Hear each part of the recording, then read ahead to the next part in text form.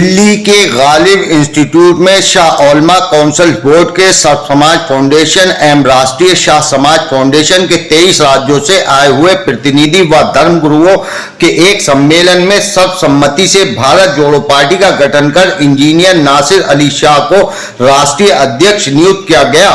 इस अवसर पर भारत जोड़ो पार्टी के राष्ट्रीय महासचिव सईद जावेद ने कहा कि एक तरफ कुछ लोग सत्ता को हथियाने के चक्कर में भारत के भाईचारे को तार-तार कर रहे हैं, वहीं भारत जोड़ो पार्टी देश के सभी वर्गों, सभी समुदाय को जोड़ने का कार्य करेगी।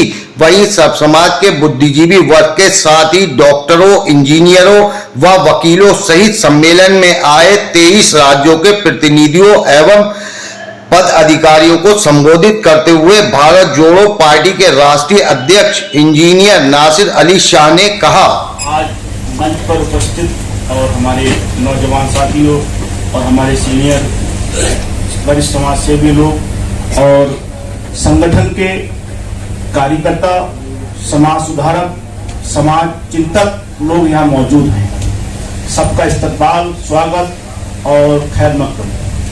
आज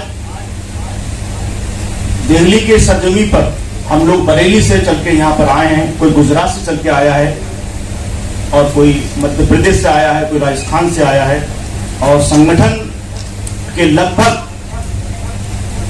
13 राज्यों के लोग को दावत तो 23 राज्यों को दी गई थी, मगर कुछ लोग, बहुत सारे लोग उम्रे को गए हुए हैं।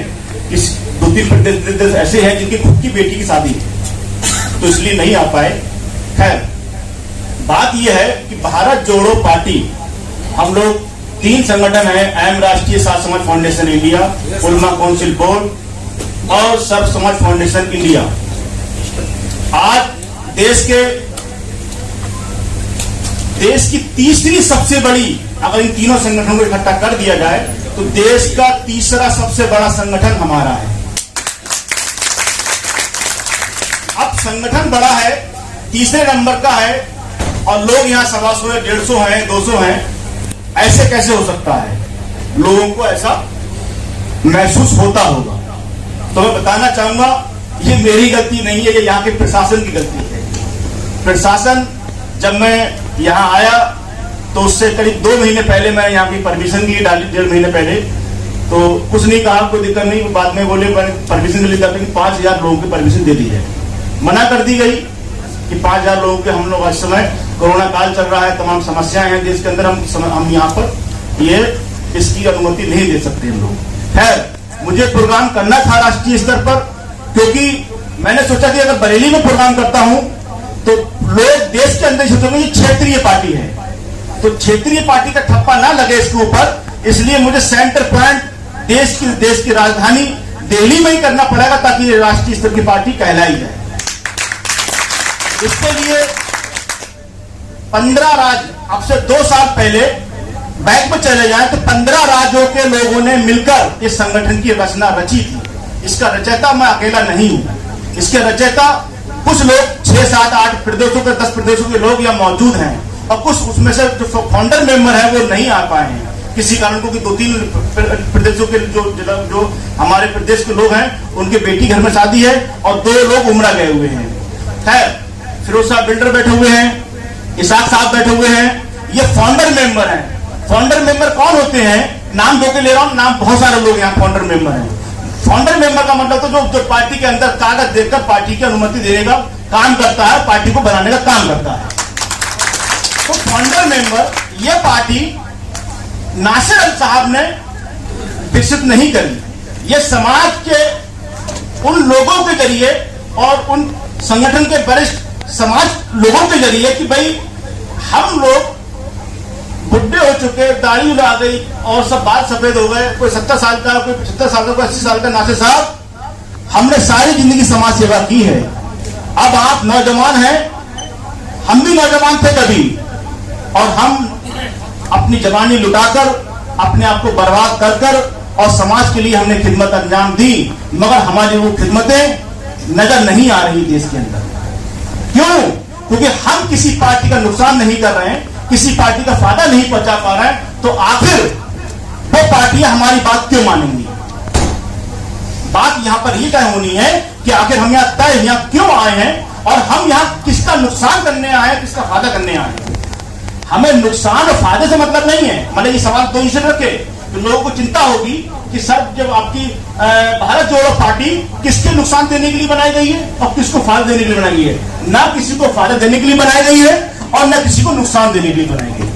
ये भारत के उन लोगों को जो भारत के संविधान पर और गंगा जमनी तहजीब पर और हिंदू मुस्लिम एकता पर जो विश्वास रखते हैं उनके लिए भारत जोड़ो पार्टी कायम करी गई है।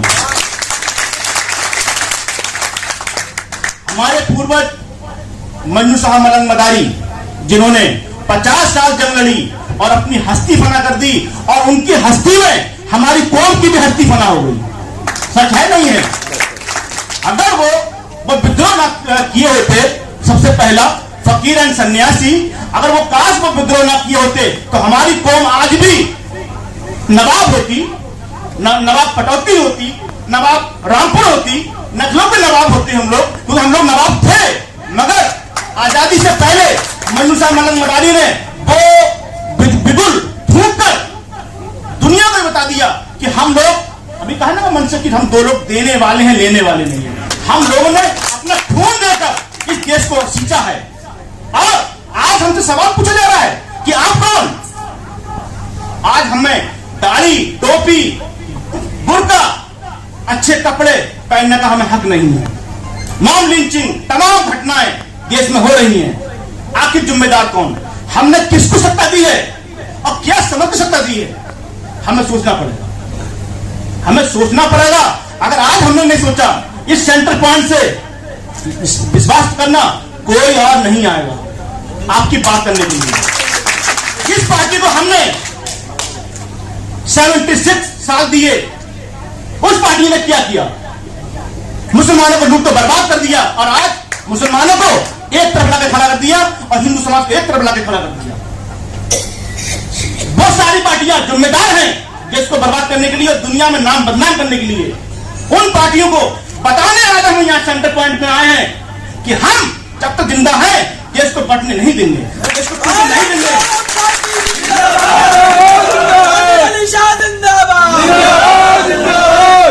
और जो चंद मुसलमान भाई ये समझते हैं कि वो पार्टी हमारी है, वो पार्टी हमारी है, असल पूछो तो कोई पार्टी हमारी नहीं है।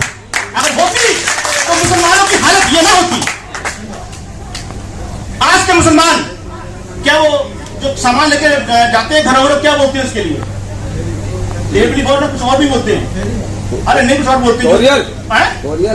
अरे कोरियल नहीं, खाना ना करते हैं, बांटते। जमाटो वाले कुछ चंद हजरात ऐसे भी दाढ़ी वाले हैं, उनको वो लोग अपने चेहरे पर मास्क लगाकर अपना खाना वितरण करते हैं, अपनी आइडेंटिटी को छुपाते हैं। किस लिए? वो जिम्मेदार कौन है जो हमारी आइडेंटिटी को छुपाया जा रहा है? वो छुपाने वाला जिम्मेदार कौन है? उसको ढूंढे आप। हमारी जो आइडेंटिटी है वो क्यों छुपाई जा रही है? आखिर हमें क्यों छुपानी पड़ रही है? वो उसका जिम्मेदार इस देश की कुछ पार्टियां हैं और उन पार्टियों को नासिर कहा मन्नू शाह मलंग मदारी की औलाद और मोहम्मद अली की औलाद ये बताने आई है कि हिंदुस्तान हमारा मुल्क है और हिंदुस्तान के मूल निवासी हम हैं।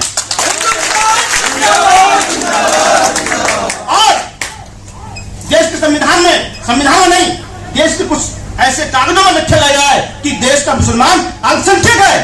अल्पसंख्यक कौन होता है? अरे हम बहुसंख्यक हैं, यहाँ के मूल निवासी हम लोग हैं।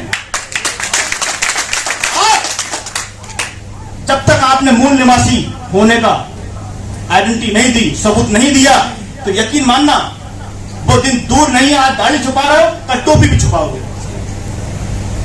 अपने आप को समझो कि आप कौन हो, क्या बताना आप लोग। या हिंदू, मुसलमान, सिख, ईसाई सब मेरे भाई बैठे हुए हैं, मैं सबके लिए बोल रहा हूं। क्या आप मुसलमान को मुसलमान हैं जो 72 में लाखों में जो 72 भाई थे, हम उनकी औलाद हैं। आखिर उनकी औलादों को क्या हुआ जो 72 हम 72 थे और हजारों लाखों लोग थे, हमने उनको फतेह पाई। आज क्या हुआ हमारे लिए? हम आज से कौन सी कमी पैदा हुई? हम उस कमी को सुधार करना पड़ेगा। हमने इस देश को सींचा है, देश को हमने अपना माना है। देश माना नहीं है, मानने वाला होता है तो हमने रिश्ता जोड़ लिया, यानी कि बाहर से आए रिश्ता जोड़ लिया। हम बाहर से नहीं आए हैं, हम यहीं की मिट्टी से पैदा हुए हैं। और सुन लो एक संदेश, खूब जिम्मेदारी के साथ, पूरा विश्वास, देश का मुसलमान बाय चॉइस मुसलमान है और देश का मुसलमान असल इस्लाम इस सरजमी पर पैदा हुआ। भारत देश के अंदर मुस्लिम समाज का उदय हुआ, जन्म हुआ। तमाम अफ्रीका के देश, तमाम खाड़ी के देश, मोहम्मद साहब कहां पर आए इससे मतलब नहीं है। बाबा आदम कहां से आए, कहां कदम रखा उन्होंने। तो पहला केंद्र बिंदु मुसलमानों का भारत देश है। तो भारत देश के मूल निवासी हम लोग, और यहाँ के सिख, यहाँ के हिंदू समाज, हमारे ईसाई समाज, सब हमारे भाई हैं और हमें उनका बराबर से उनको हक देना है, उनसे हक लेना है, अपने लिए लड़ना है, उनके साथ में मिलाना है।